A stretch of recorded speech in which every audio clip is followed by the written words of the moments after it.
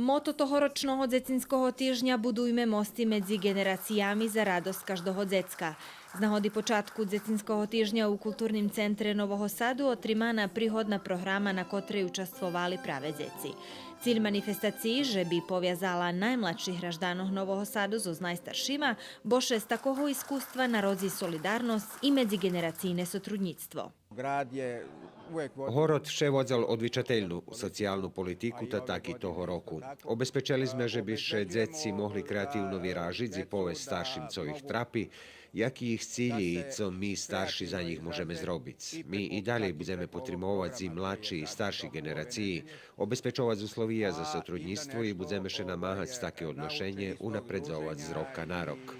Pre Dzecinski týždeň plánovaní veľa manifestácií i po našich mestoch. Tak u Dzecinskej zahradky Cicibani u osnovnej i strednej školy s domom školjárov Petro Kuzmjak u Ruskim Keresture obdumani rižni aktivnosti pre celý týždeň.